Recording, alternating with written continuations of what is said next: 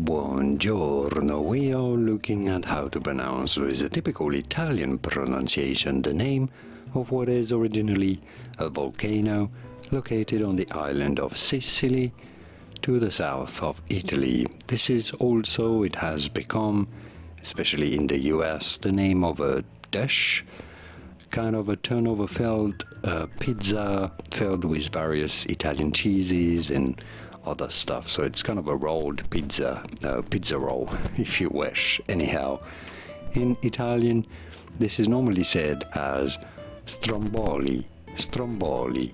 In English, though, it is normally pronounced as Stromboli, Stromboli, especially when talking about the dish in the US, Stromboli, from Italian, Stromboli. And now you know.